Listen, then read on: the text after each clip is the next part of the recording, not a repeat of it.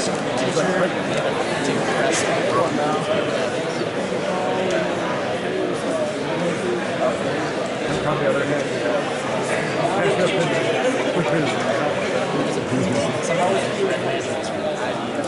right, welcome everyone. Welcome to Calvin College. Students, those of you that have been off on interims, welcome back. I hope you had a wonderful time. And for visitors on campus, welcome to you as well. The Department of Computer Science at Calvin College is extremely pleased to welcome our speaker today, Dr. Richard Stallman. I won't waste your time telling you who he is because you already know that already. Winner of many awards.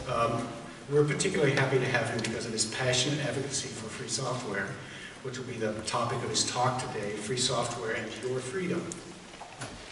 Will you please join me in welcoming Dr. Richard Stallman.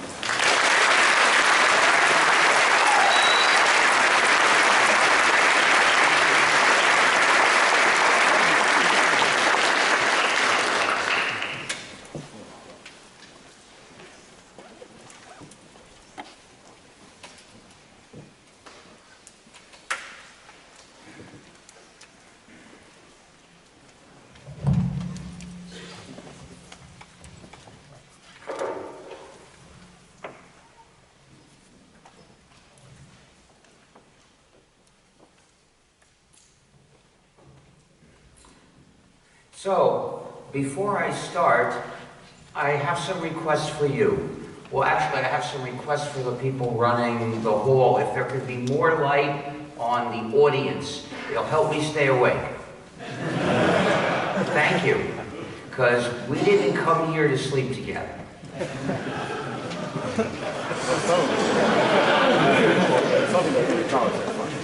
So, now requests for you.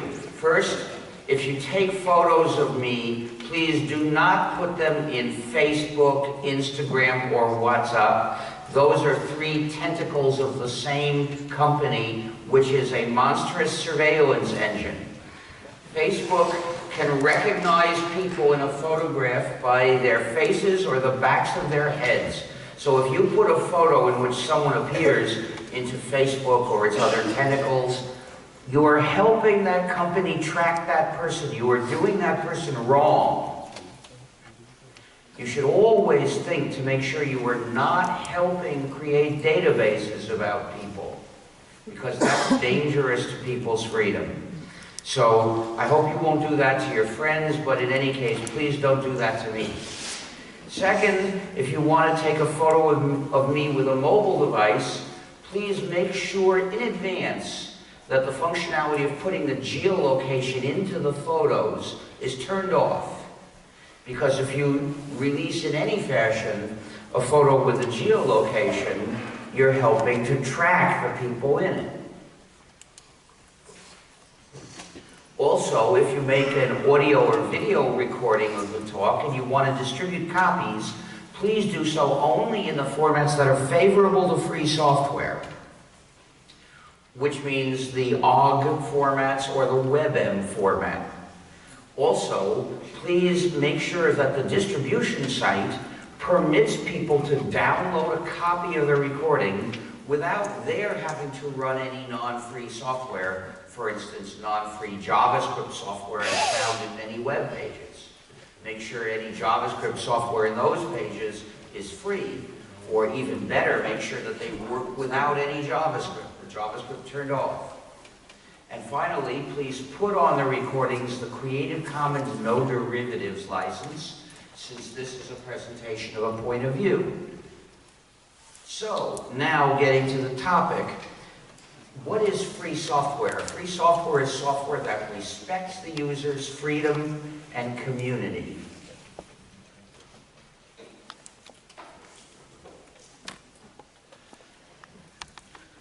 So that respects the user's freedom and community. So we're not talking about price here. We don't mean gratis software. Whether you pay to get a copy or get it as a gift is a minor detail that we don't see much importance in. We're not making a fuss about that. So when we say free, it means libre, not gratis. We're talking about your freedom, something that's important. But what is a program? What's a computer?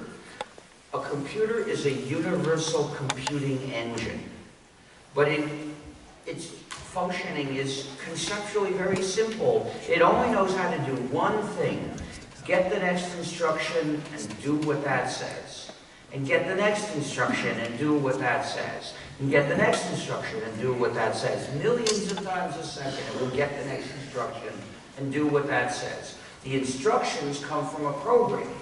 Depending on what instructions are in the program, it can make the computer do this or that or anything, except for some things that are impossible. But within the limits of what computers can do, a computer can be made to do any of those things by a program with the right instructions. So who gives the instructions to your computer? You may think it's you, when really it's someone else. You may think that your computer obeys you, when really it obeys its real master in first place, and obeys you only to the extent the real master chooses to permit it. And these are both unjust. With a program, there are two possibilities. Either the users control the program, or the program controls the users. There's no other way, so it has to be one of these two. When the users control the program, that program is free software. Why so? Well, what is freedom? Freedom is having control of your own life, control of the activities you do in your life. But if you use a program to do the activity, to have control of the activity requires having control of the program. So, when the users control the program, it respects their freedom and their community, and it's free software. Practically speaking, concretely, in order for the users to have control of the program, it has to give them the 4 essential freedoms. So these make the concrete criterion for a free program. Freedom 0 is the freedom to run the program as you wish for any purpose you have. Freedom 1 is the freedom to study the program's source code and change it so that the program does your computing activity the way you wish. Why do we insist on source code? Well, here is some source code. It's a combination of math and English. If you've learned that programming language, you can read the program and understand what it does. And then you can change the code to do something different. In order to run the program, we convert it into an executable program. And that's an enigmatic series of 1s and 0s, which is very hard to understand.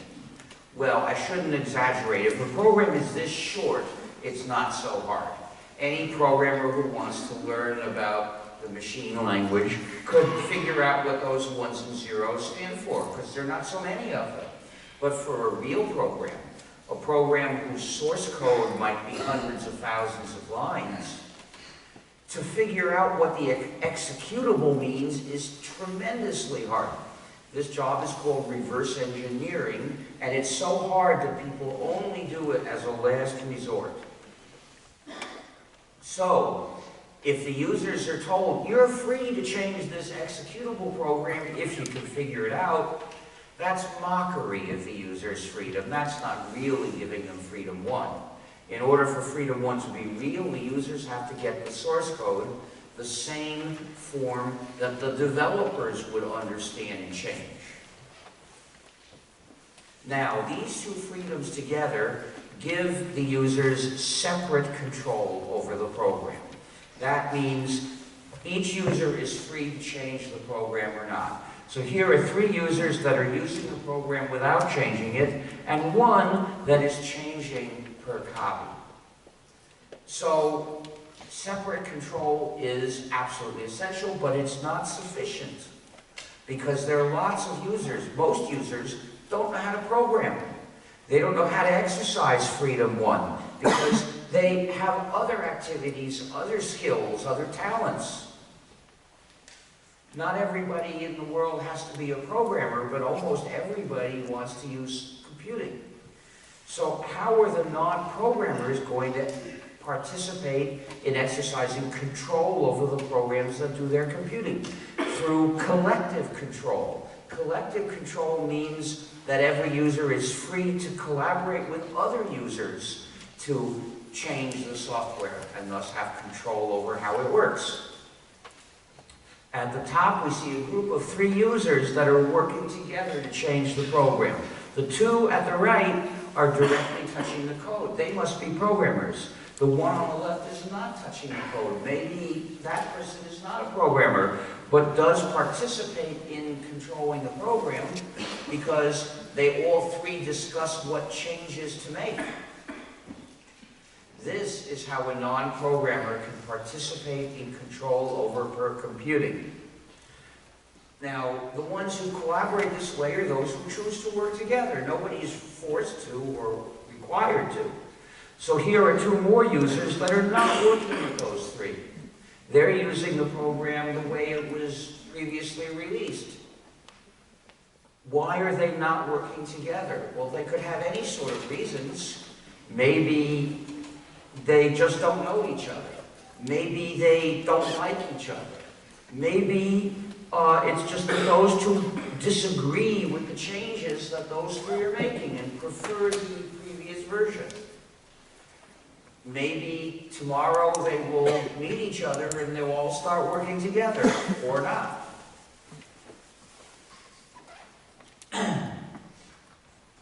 And these groups don't have to be formally organized. Whenever some users decide to cooperate with each other, the point is they should be free to do so. Collective control requires 2 more essential freedoms.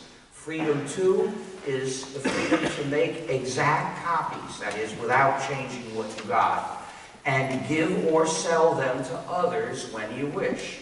Notice the price does not have to be 0. We're not against selling or buying copies. That's a side issue. And freedom 3 is the freedom to make copies of your modified versions and give or sell those to others when you wish. These 2 freedoms make it possible for a group of users to work together. If one of them makes a modification, person using freedom 3 is free to distribute copies of that new version to others in the group. And they, with freedom 2, can make more copies of that version and redistribute them to others in the group so they all get it. But they're also free to distribute copies to others, even to publish that version, meaning offering copies to everyone. And thus, the group can have control over its version and cooperate with the public. So if the program comes with these 4 essential freedoms, and let me remind you what they all are, since the way to make sure people remember something is to tell them more than once. Freedom 0 is to run the program as you wish for any purpose. Freedom 1 is to study the source code and change it so the program does your computing activities the way you wish. Freedom 2 is to make exact copies and give or sell them to others when you wish. And freedom 3 is to make copies of your modified versions and give or sell them to others when you wish. If the program comes with these 4 freedoms, then the users control the program and its free software. It respects users' freedom and community. It respects the user's community because of collective control.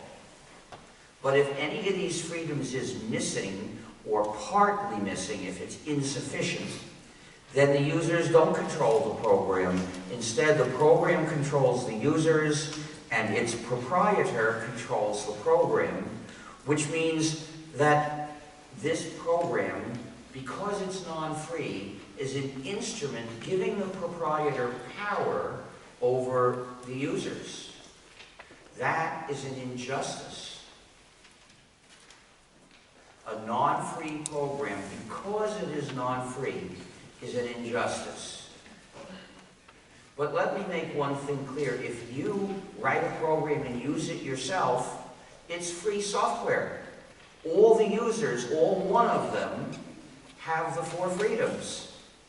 The injustice is distributing copies of a program to others and denying them control over their computing.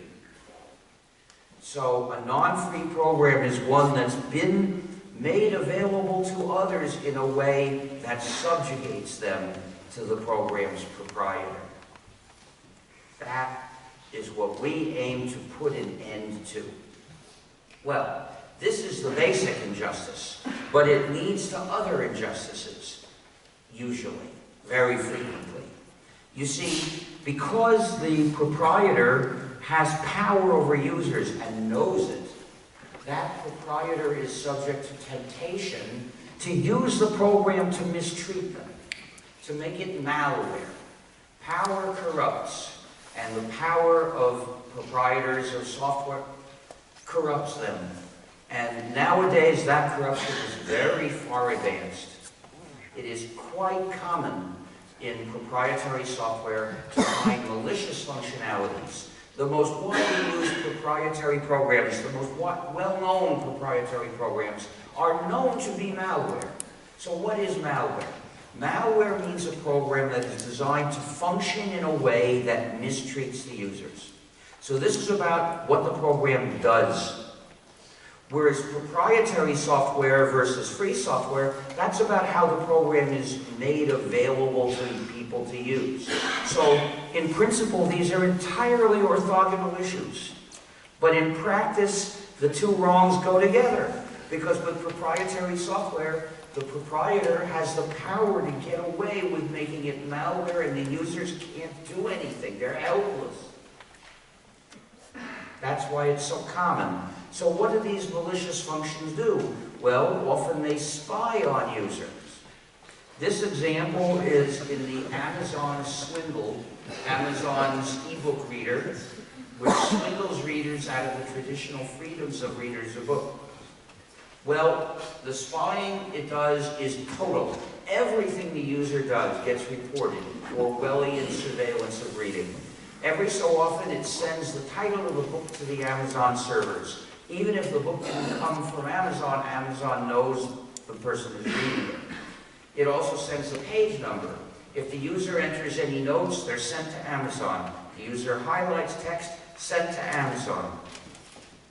But lots of proprietary programs you've heard of spy on users. Microsoft Windows spies. Mac OS spies. The software of the iThings, Apple's mobile monsters, spies. Flash Player helps websites track the users with super cookies. Many apps spy on the user. Even flashlight apps.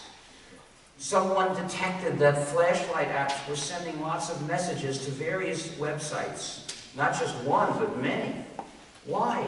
Does it need some sort of information to know how bright to turn on the screen over there? No, this is bullshit. All it's doing is spying.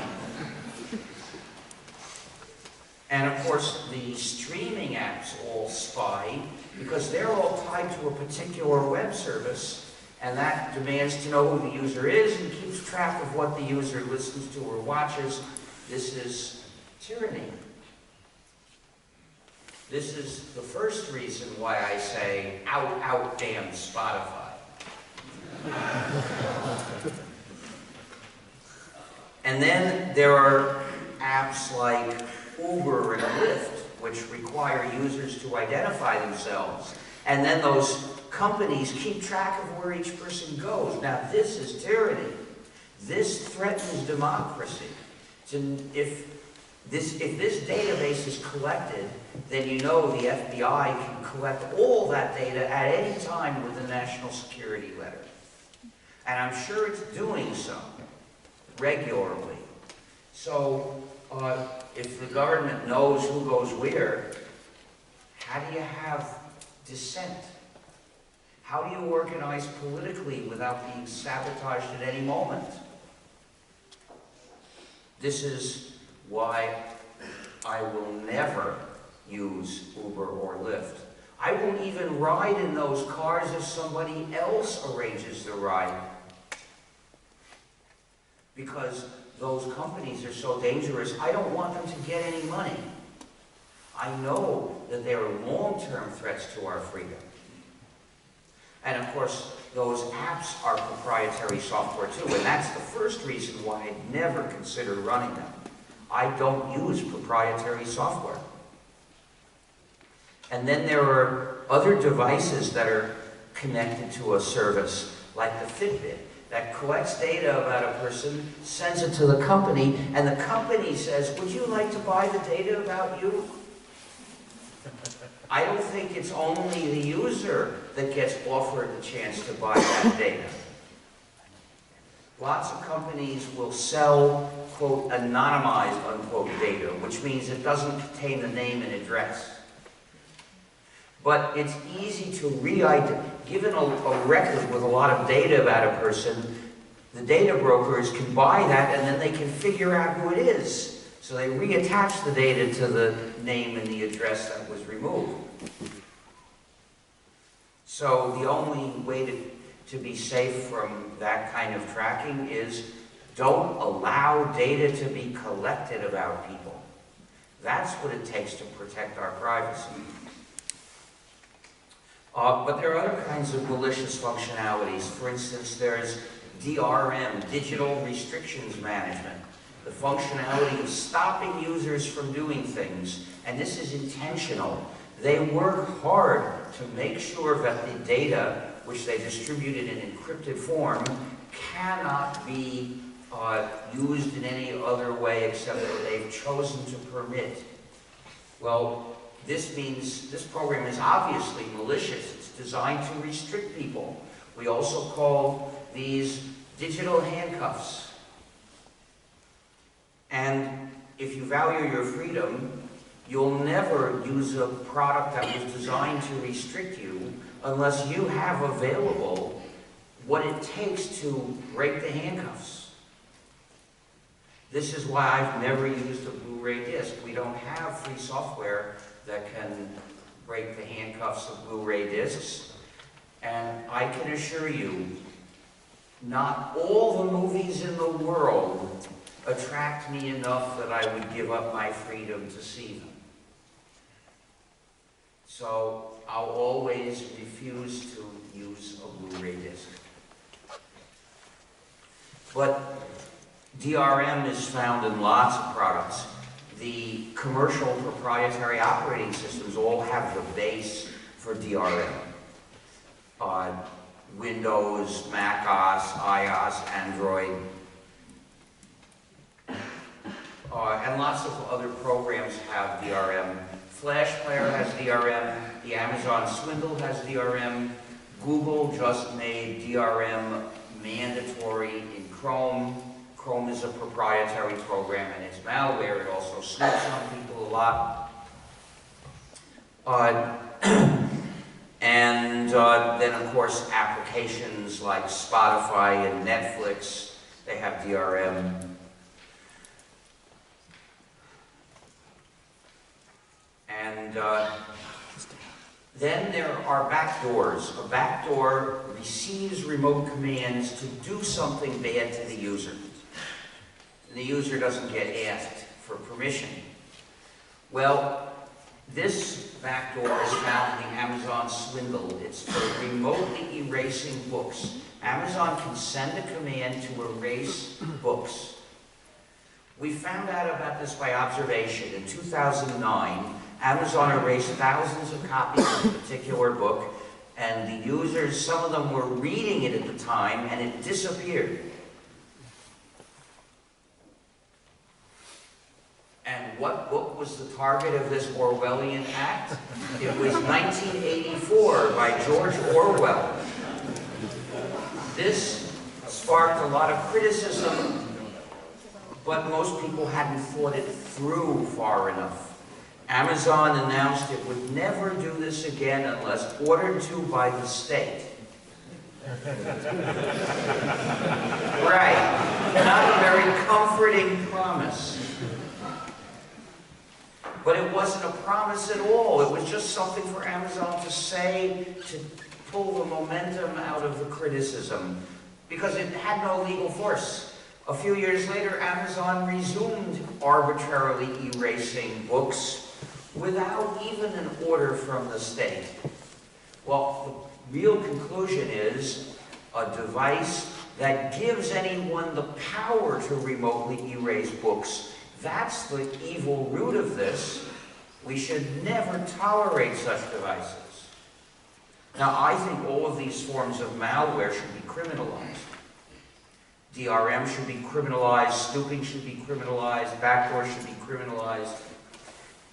But it's hard to find a backdoor in proprietary software. You can't study the code. The only way you can tell it's there is if you observe it operating, or if they happen to tell you. But we know that Android has a backdoor for remotely erasing or forcibly installing applications, and iOS has a backdoor only for remotely erasing applications. Chrome apparently has a backdoor for remotely erasing applications too.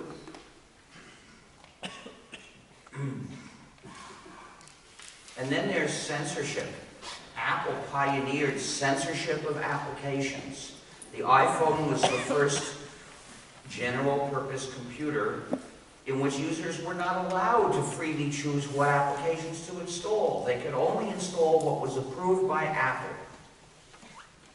Except that some users figured out clever tricks to use to defeat the censorship, and they called that jailbreaking, effectively saying that the computer was a jail.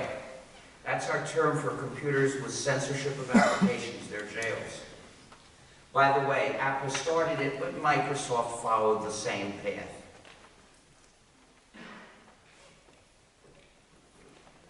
Then we come to universal backdoors. Well, I explained a backdoor gives somebody the power to remotely do something to the computer. If the backdoor allows remotely changing the software, that's a universal backdoor because it could be used to do absolutely anything to the poor victim user of the device. All they have to do is install the code to do the nasty thing they choose and then let it run. So anyone using a program with a universal backdoor is completely at the mercy of whoever controls that backdoor. And that's the situation with Windows. If Windows is running in a computer, Microsoft has owned that computer. Now, the universal backdoor was first detected in Windows XP, but Microsoft refused to acknowledge its presence. However, with Windows 7, Microsoft announced that there was a universal backdoor. It didn't use those words. Instead, it called the thing auto-upgrade or auto-downgrade, depending on your point of view.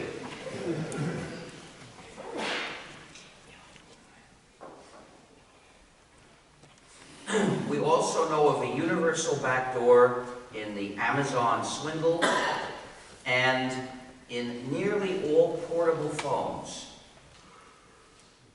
That's right. If you have a portable phone, it contains malware with a universal backdoor.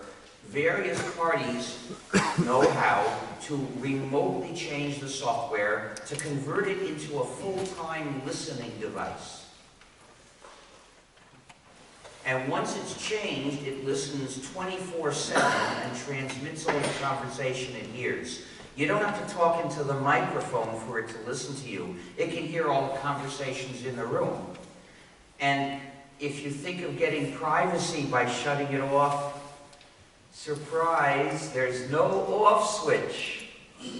All there is a button that says, "Would you please be so kind as to shut yourself off?" But it doesn't have to. Once they convert it into a listening device, they also change it so that when you push the please switch off button, it pretends to shut off, but really it keeps running and listening and transmitting all the time. The only way to stop it is to remove all the batteries. All the batteries. Some models have batteries that can't be removed. Some models have 2 batteries and only 1 can be removed.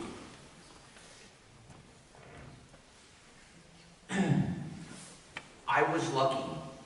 I found out the nasty things portable phones do before I thought about having one myself. The other really nasty thing they do is that the system tracks their whereabouts all the time by triangulation of the signals. Even without cooperation from the software in the device, the phone system knows where the phone is. And every year they add more towers, meaning they can triangulate more accurately. And this data is saved for months.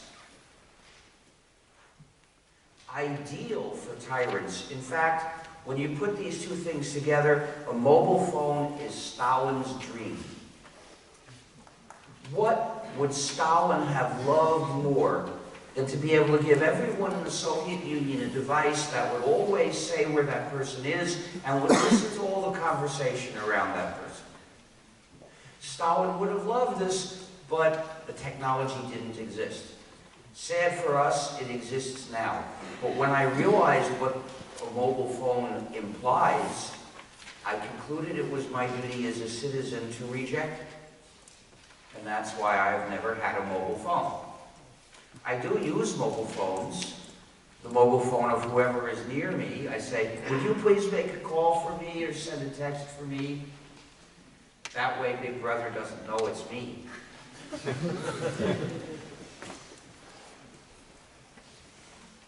There's one other way proprietors can sabotage users. When Microsoft learns about a security bug in Windows, it shows the information to the NSA before fixing the bug. In other words, Microsoft directly betrays its users. Now, we don't have evidence that any other company does so. But that's not evidence of absence, it's just absence of evidence. We don't know if any other company does so. Well, these are enough examples to show you that almost everyone that uses proprietary software is using a known example of proprietary malware. In fact, almost every user of proprietary software is using one of the examples I just mentioned. Proof. But we have lots more examples, I just don't have time to mention them all. Look at gnu.org/proprietary. Every example has a reference in the press. We're not speculating here. And why do they do this? Well, they figured out how to make more money by mistreating their users. But we only have around 150 examples. There are thousands of proprietary programs which we don't know anything about. In principle, probably some of them are malware and some are not. But we can't identify anyone that's not malware because we have no way to demonstrate it. We can establish that certain programs are malware. But with a proprietary program, even if it's not malware, we have no way to verify that. So every proprietary program is either demonstrated malware or it's possible malware. Which means that you can't rationally trust it. Every proprietary program demands blind faith from its users. Blind faith in a company, and many of those companies have already demonstrated they don't deserve it. But they say, just trust us anyway. In fact, even better, don't even raise the question of whether you want to trust us. Everyone else does. Follow the other lemmings. Sorry to insult the lemmings, they don't actually do that.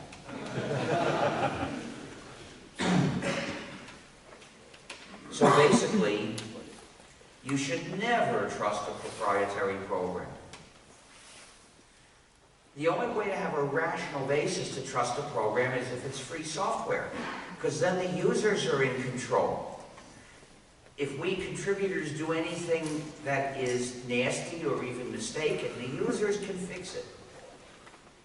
And we know this. We know we don't have power. And that makes us safe from being corrupted. We don't face the temptation that proprietary developers face because we don't have power. We are safe from being corrupted. Free software is the only known defense against malware. It's not perfect. It's not a guarantee. But at least it's something.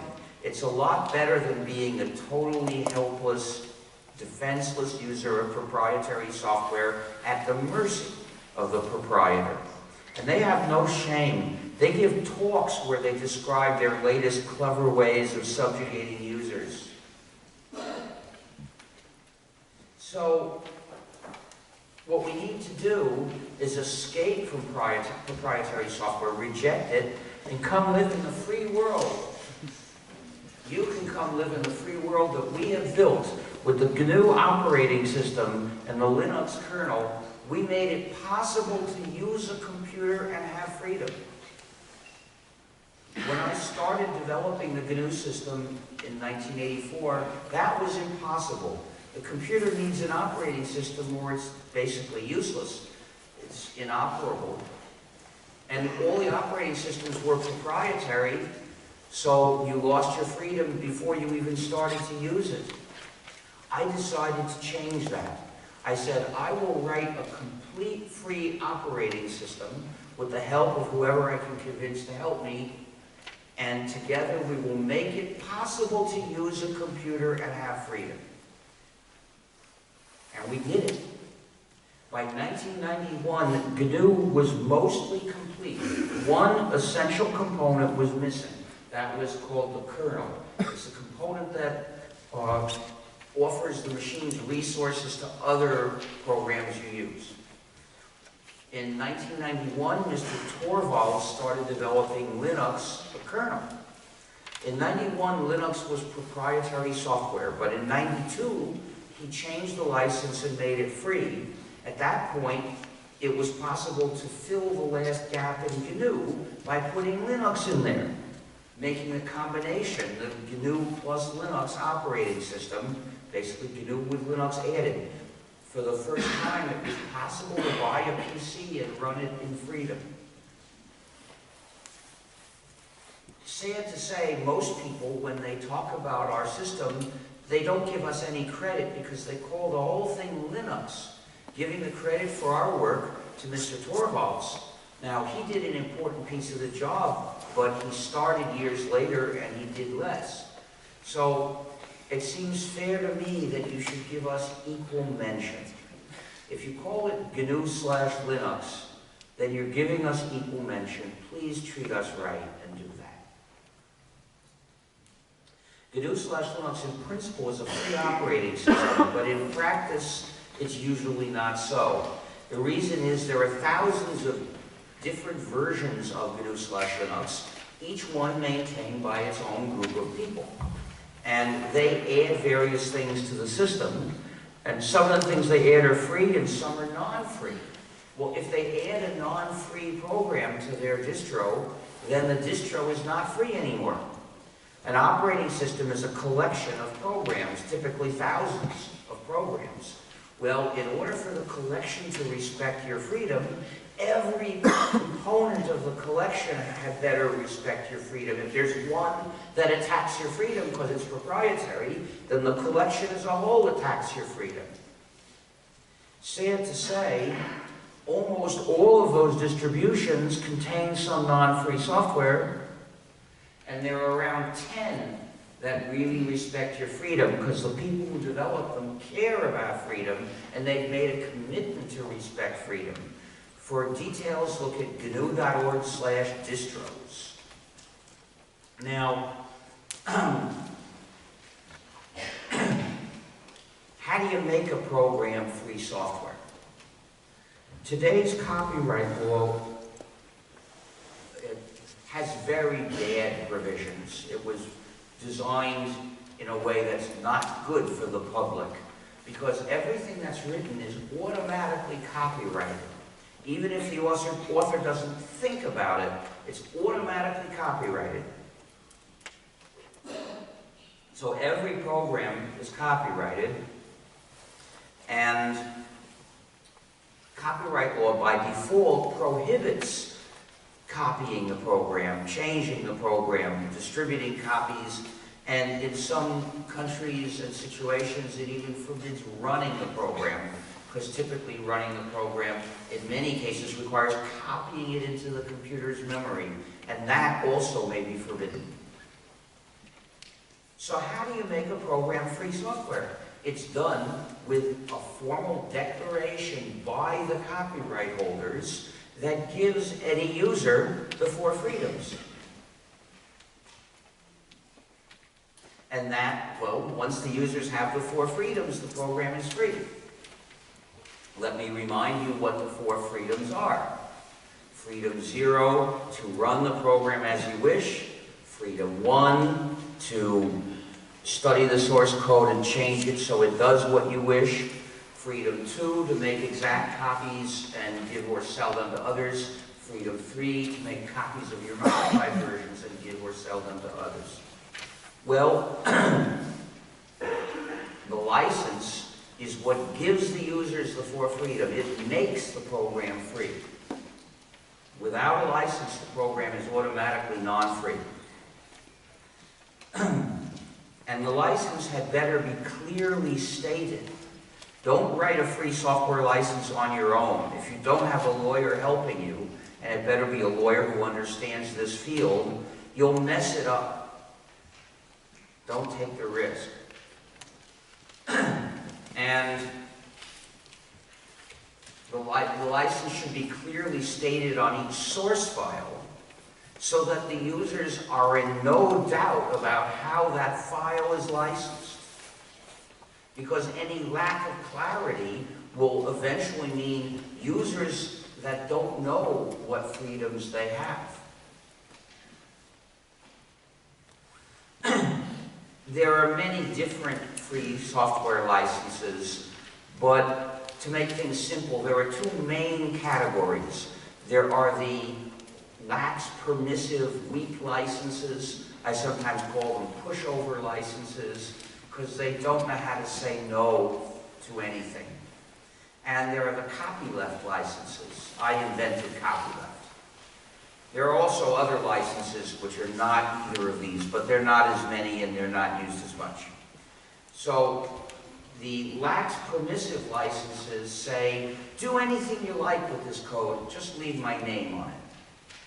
Well, that makes it free software, but in a way that is vulnerable, because some company can come along and take all that code and put it into a proprietary program and use it to subjugate people. This is exactly what happened with Apache. Apache is released under a pushover license. It's free software and it's very useful. Lots of people use the free Apache web server. But there's also an IBM proprietary version with other features, and lots of websites use that. And they get the code of Apache, but they don't get freedom.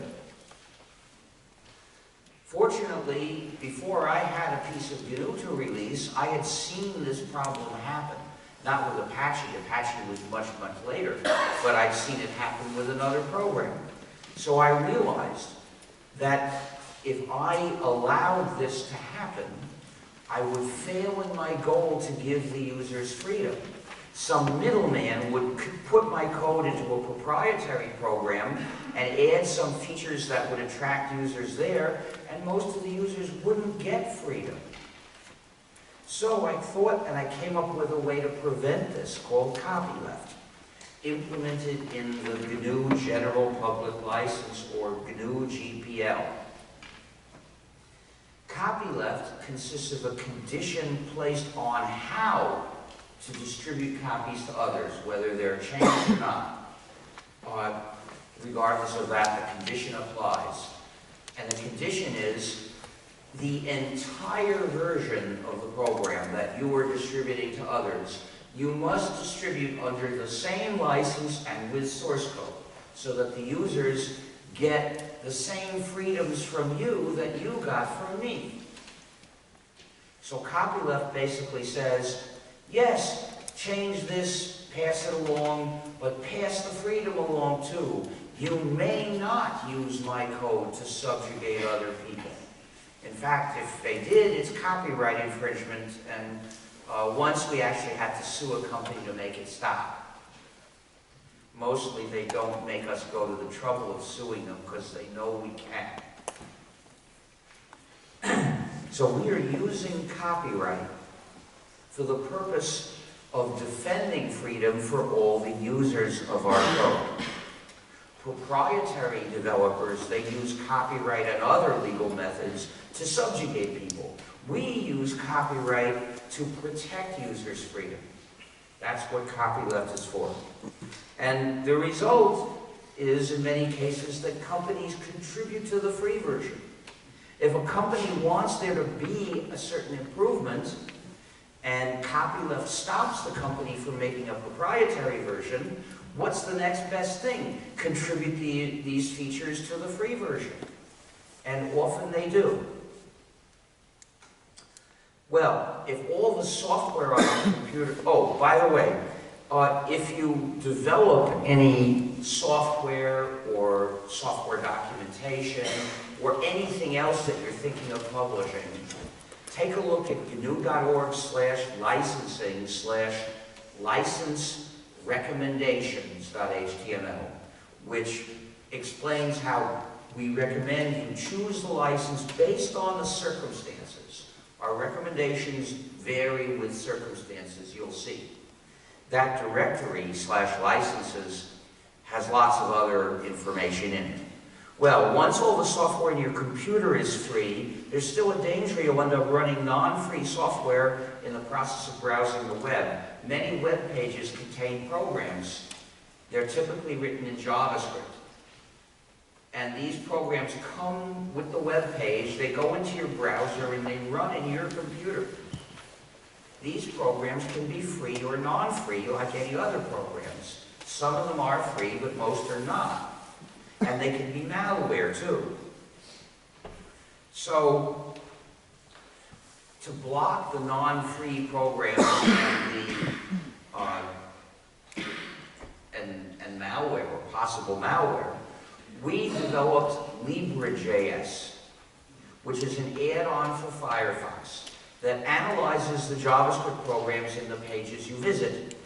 And if the code is trivial or free, covered by a free license, then it allows the code to run, although certain constructs that are dangerous can be blocked anyway. But if the code is non-trivial and non-free, then it blocks that code because, well, we don't want non-free software running on our computers. It does one other thing.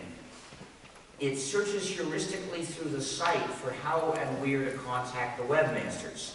This is to make it quick and easy to complain and tell them, your site won't work for me because it depends on non-free JavaScript code. Please make it work without any non-free JavaScript.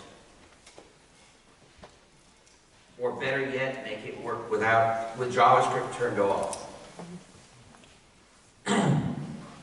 Because if I want to talk with you, I don't want you to run any of your software in me.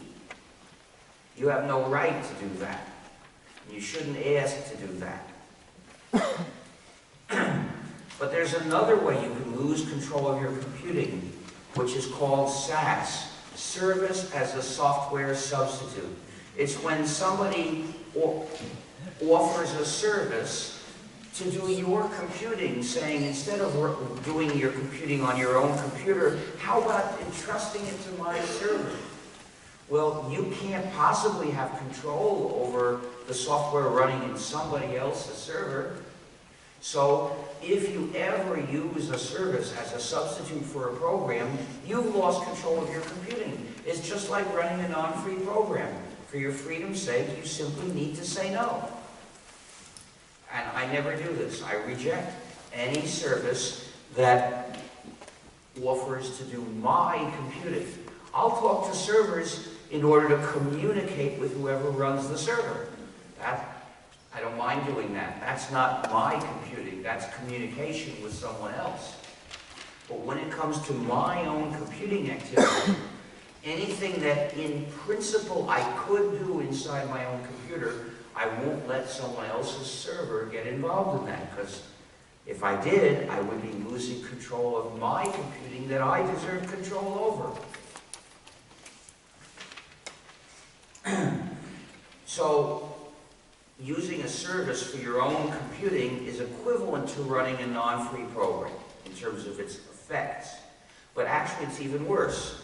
Many non-free programs spy on the user, meaning they send personal data to some server.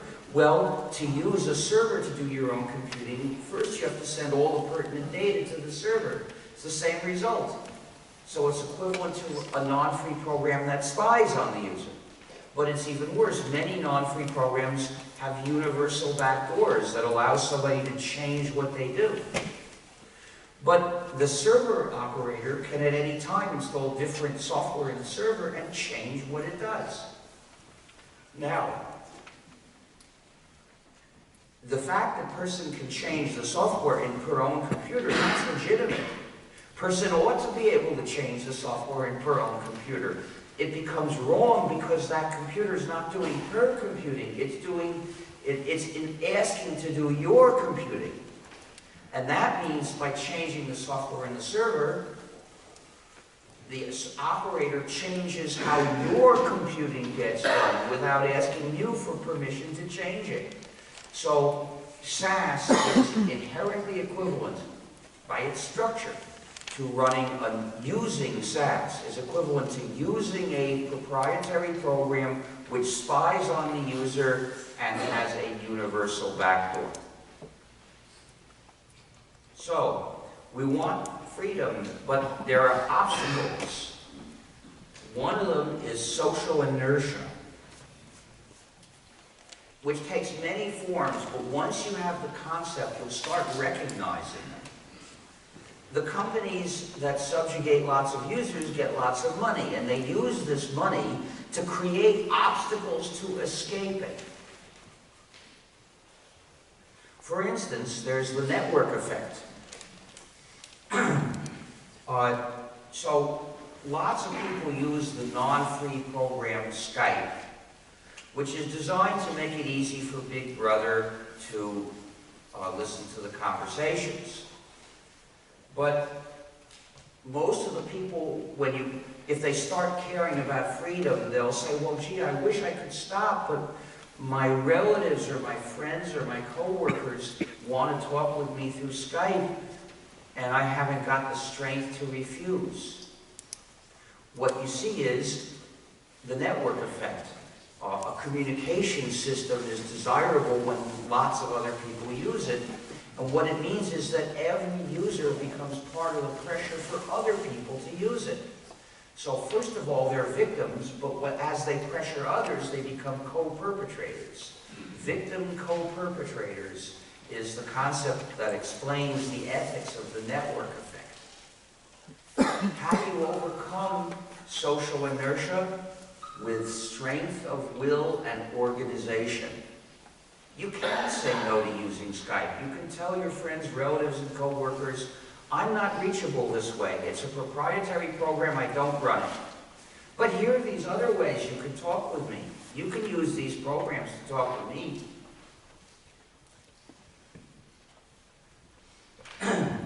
And another form of social inertia is what we see when PCs are sold and each one of them comes with Windows, and the buyer's always charged for a Windows license, even if the buyer doesn't want to run Windows.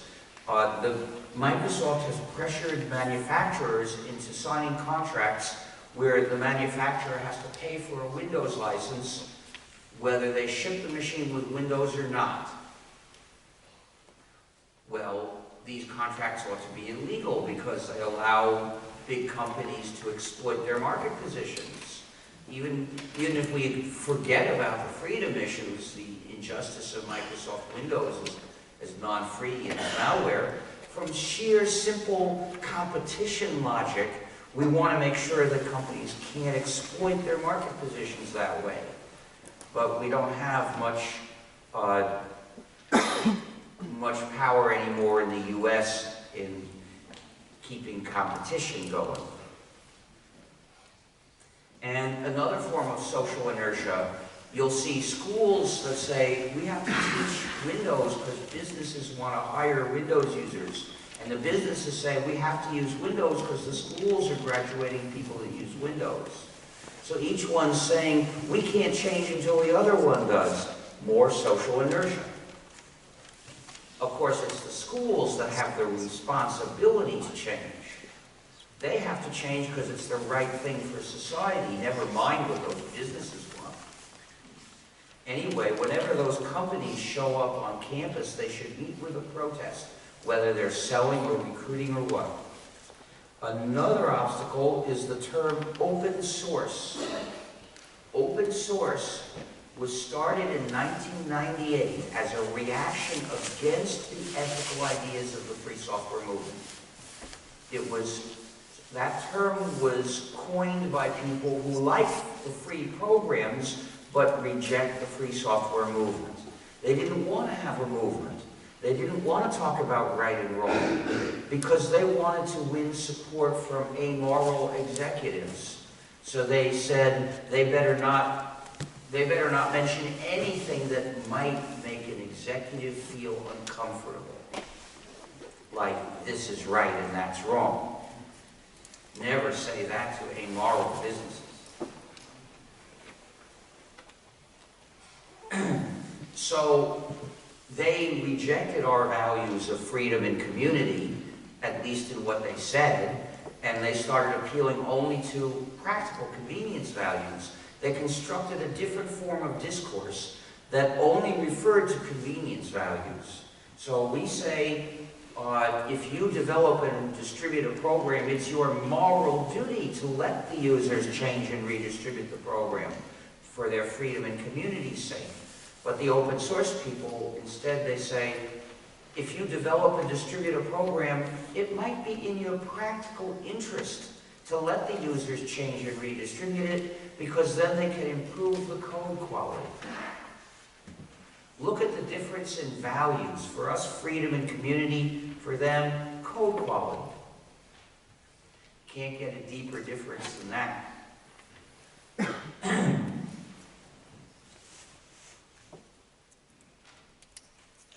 So, this is why I've never been an advocate of open source. I have nothing to do with it, basically. The problem is that open source in 1998 got the support of the majority of our community and nearly all the businesses.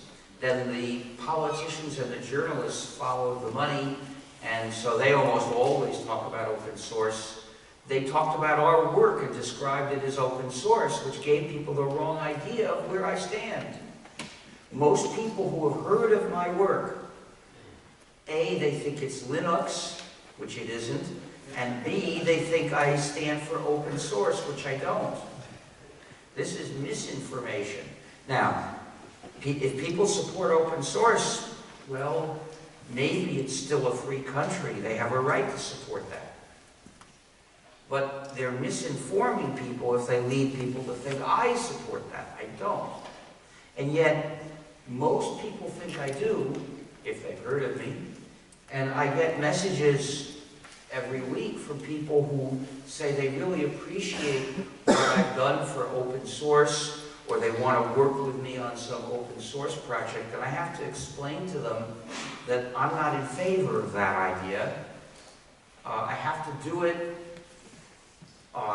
vigorously enough that it makes them do a double take and reconsider what they were taught before, but not so vigorously that it pisses them off at me.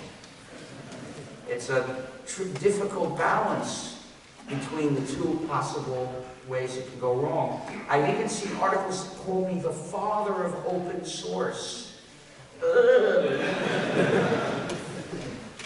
So I sent a letter to the editor saying, if I'm the father of open source, it was conceived through artificial insemination using stolen sperm without my knowledge or consent. Then I explained what the free software movement stands for. That's the serious part of the letter. But it's always nice to start with a joke. It gets people's attention. Maybe it'll get them to publish the letter. So I'm doing as much as I can to straighten this out, but I need your help. You can help the free software movement just by saying free Libre software and not saying open source.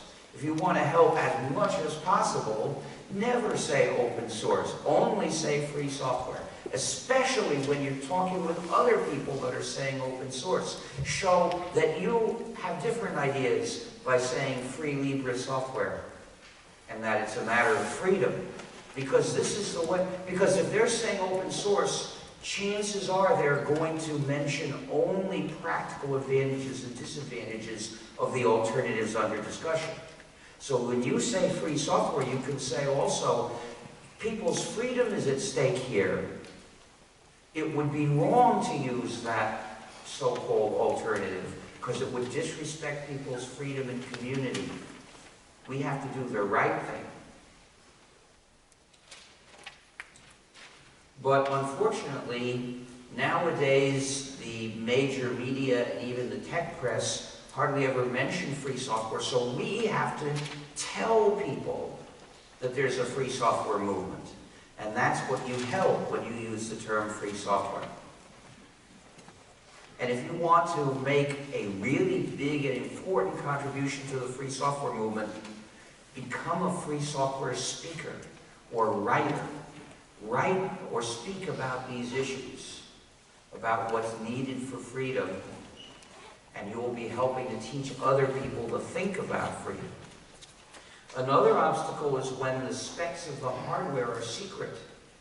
How do we write a free program to run the hardware if they won't tell us what commands to give the hardware?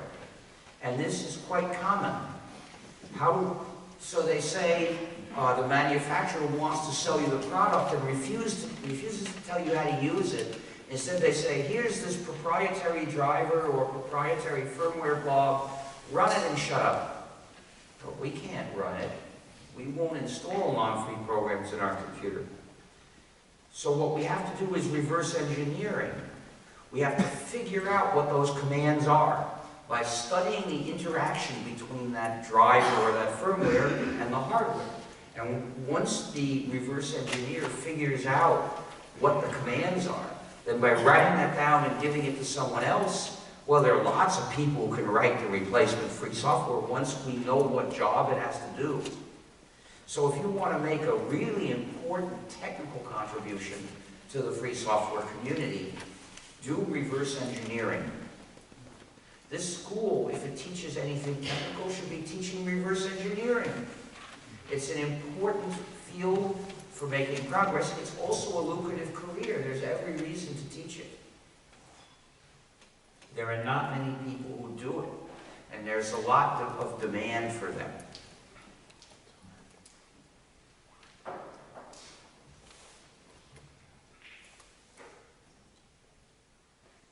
Oh, another place for improvement, there's a free program that is very useful for reverse engineering, but it needs extension.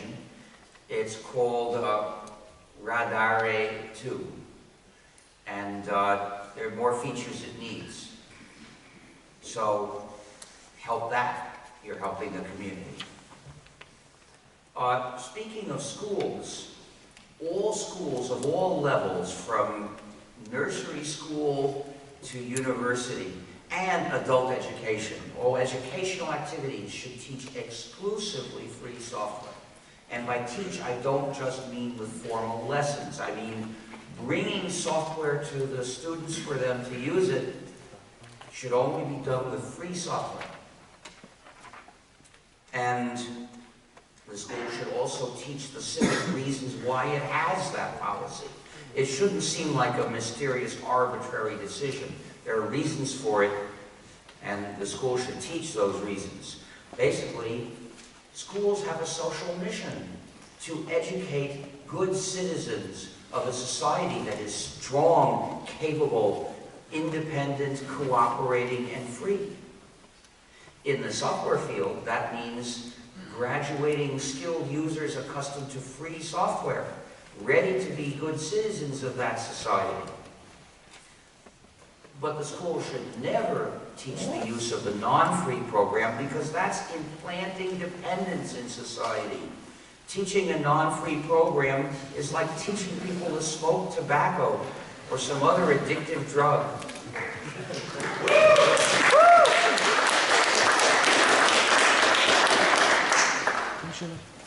But there's also moral education. Schools have to teach people the habit of helping other people.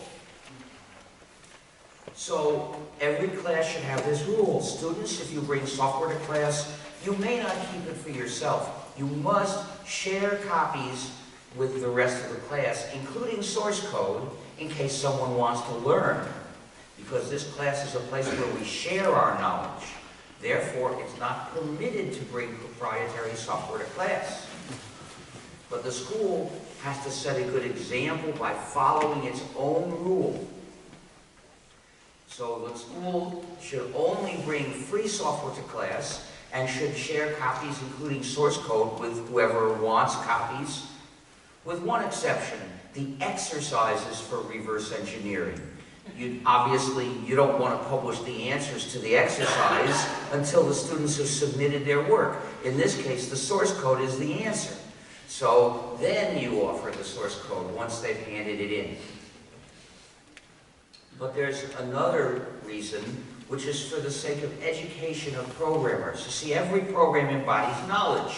If it's proprietary, that knowledge is secret. It's withheld from the students. So a proprietary program is the enemy of the spirit of education, and therefore should not be in a school, with one exception: for reverse engineering, which is a way of pulling out the knowledge it's trying to withhold.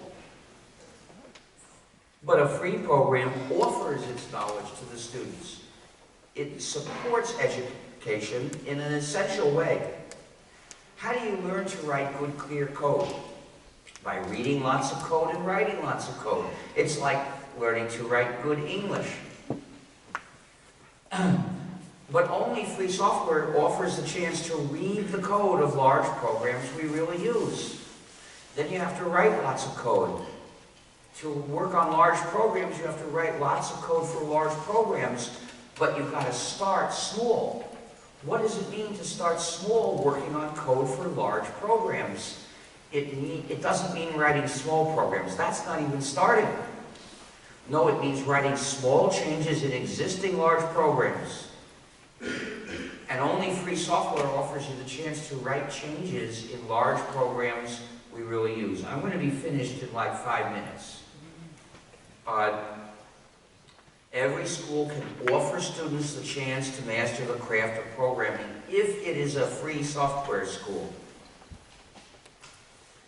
Human rights depend on each other, meaning that if we lose one, it becomes harder to defend the rest. Now that we use computing for so many essential activities, free software, in other words, control of our computing activities, is one of the human rights we need to have to defend the others. And sometimes this requires a sacrifice. Nowadays, people are shocked by the idea of making even a small sacrifice. And we're not talking about things like risking your life, which were necessary often in the past to fight for freedom. You don't have to do that much in our field. It's generally a matter of small sacrifices, like that convenient feature you have to do without. You don't play that game because it's proprietary. People find it shocking, the idea of making a sacrifice for their freedom. Maybe no one's ever suggested to them that they do so before. In fact, I've met people who said, I will switch from this proprietary program to a free program when you show me a free program that's 100% as convenient, powerful, reliable, and fast. And what they're really saying is, for them, the value of freedom is zero, because zero is the amount of sacrifice they're willing to make to get freedom. And you can't change their minds. You can only point at them as examples of folly, which is what I'm doing now. So how do you help our cause? Well, if you're a good programmer, if you have talent in that area, then contribute to free software. I suggest you contribute to 15 projects run by others before you try starting one. Because that way you'll learn the right way to run a project, and when you start one, you'll do a good job. But most people aren't talented programmers. So do something else. For instance, you can organize to campaign for free software. For instance, you could become a free software speaker or a free software blogger, or you could organize a free software activist campaign. People who just keep the mailing list and remind everyone to show up when there's going to be an action. That's important. You can help persuade schools and governments to move to free software. For schools, look at gnu.org/education. For governments, look at gnu.org/government. Really, every public agency should use exclusively free software because they do their computing for the people. The state exists for the people. Its purpose is to serve the people, and therefore, the computing it does for the people, and it has a duty to us to maintain always its control over that computing which it's doing for us, and not let some private party have control over it, which is what would happen if it used any non-free software or any SaaS. If you become an expert user of gnu/linux or particular free programs, then helping other users is good. It helps the community. Do it. And you could start a gnu/linux user group or join an existing one. Or if there's an existing gnu/linux users group that mistakenly calls itself a Linux user group, you could explain to them why that's not right and why they should change to be fair to us. And simply saying free software is the easiest way to help us. Sure, you help more if you do more work, but this is a very time-efficient way to help. It doesn't take much of your time, and for the time you put in, it's quite effective. So, for more information, look at gnu.org. In gnu.org/distros, you'll find info about the various distros and which are free and which are not, and why not. In gnu.org/philosophy, you'll find lots of articles about specific philosophical, political, and ethical issues pertaining to free software. In gnu.org/licenses, you'll find lots of info about licenses and which ones are free and which are not, and what's better or worse about different free licenses.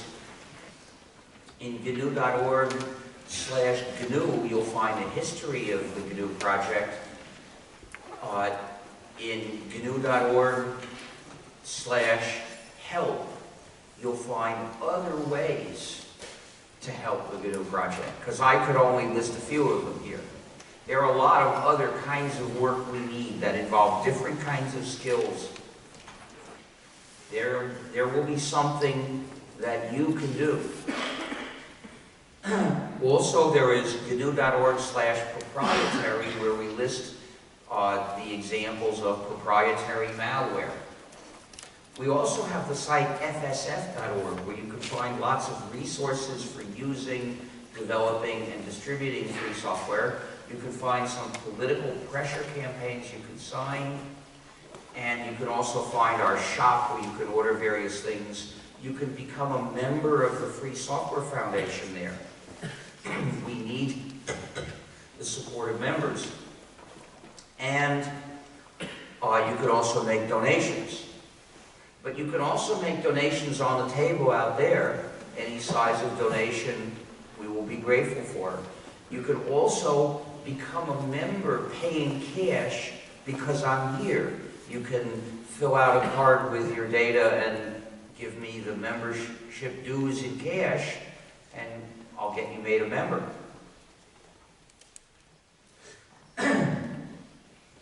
Now, the stickers are at the table back there. Please take stickers, that's what they're here for.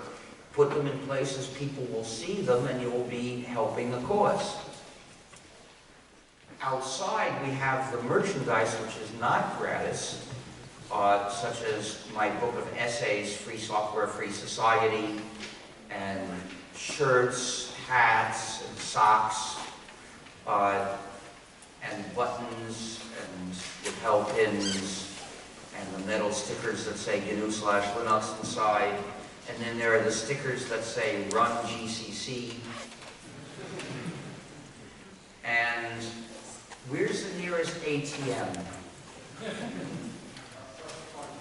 Oh, well, it won't take you very long to go and come back with some cash. But now it's time for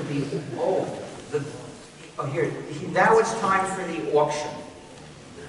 This is an adorable GNU that needs a home. So I'm going to auction it for the benefit of the Free Software Foundation. If you buy it, I can sign the card for you. And if you have a penguin at home, you need a GNU for your penguin.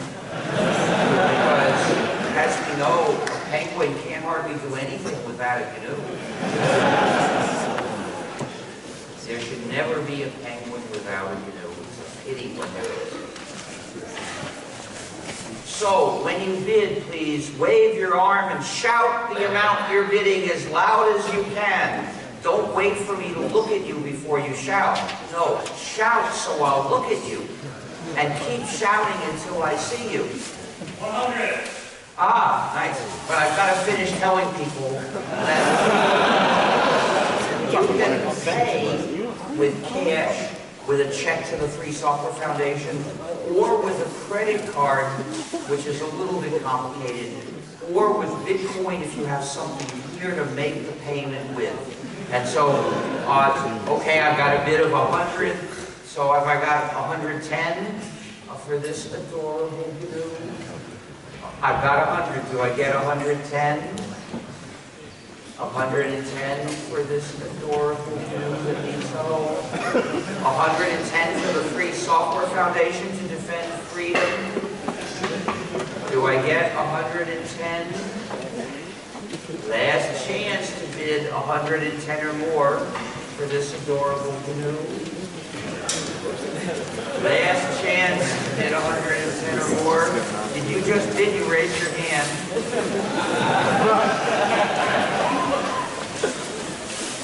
You know, I'm going to answer this. How much? I've got 110. Do I get 120 for this adorable GNU? I've got 120. Do I get 130? I've got 130. Do I get 140?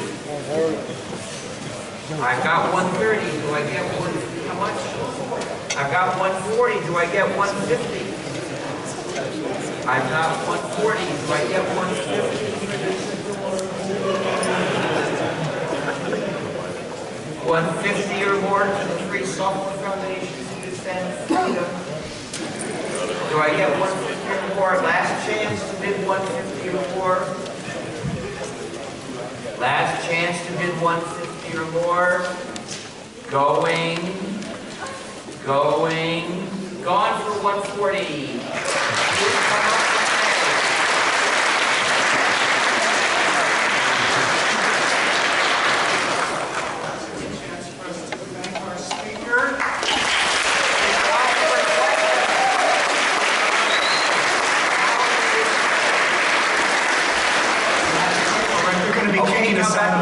They're going to be kicking us out of this room after a little bit. We'll be repairing to the choir room if you'd like to have follow-up questions. People often accuse me of preaching to the choir. Yeah. So come on down to the choir room, join the choir. Get a sticker. Otherwise, thank you for coming. But I